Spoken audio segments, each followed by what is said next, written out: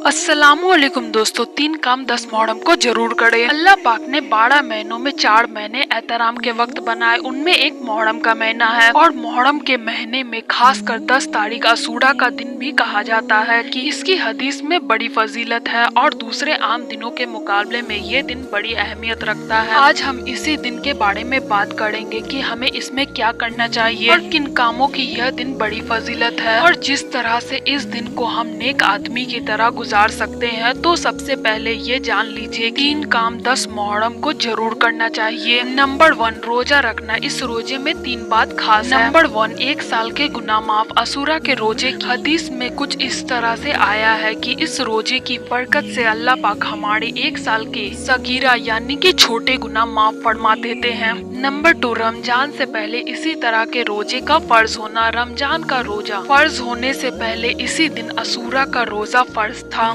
लेकिन जब अल्लाह पाक ने रमजान के रोजे फर्ज किए तो अल्लाह के नबी सल्लल्लाहु अलैहि वसल्लम ने फरमाया जो चाहे इस रोजे को रखे और जो चाहे छोड़ दे। नंबर 3, फिरौन से नजात के शुक्राने पर यह रोजा रखा गया था। हजरत इब्ने अब्बास रजी अल्लाह अन्हु से रिवायत है कि जब नबी करीम सल्लल्लाहु अलैहि वसल्लम मक्का से हिजरत के लिए मदीना तशरीफ लाए तो आपने यहूदियों को 10 मुहर्रम का रोजा रखते देखा। तो आपने यहूदियों से पूछा कि आप लोग इस दिन रोजा क्यों रखते हैं? तो यहूदियों ने कहा यह बड़ा अजीम दिन है। इस दिन अल्लाह पाक ने हजरत मूसा अलैहिस्सलाम और उसकी कौम को फिरौन के अजाब से नजात रखा और फिरौन व उसकी कौम को पानी में डुबा दिया था। तो मूसा अलैहिस्सलाम ने शुक्राने के तौर पर इस दिन रोजा रखा था। ये सुनते ही नबी करीम सल्लल्लाहु अलैहि वसल्लम ने फरमाया तुम्हारे मुकाबले में हम मूसा अलैहिस्सलाम से सबसे ज्यादा करीब हैं और शुक्राने के तौर पर रोजा रखने ज्यादा हकदार हम हैं। फिर अल्लाह के नबी सल्लल्लाहु अलैहि वसल्लम खुद भी रोजा रखते थे और दूसरों को भी तलकीन दी कि इस दिन रोजा रखे। बुखारी मुस्लिम। नंबर 2, दुआ करना। 10 मुहर्रम को अल्लाह पाक ने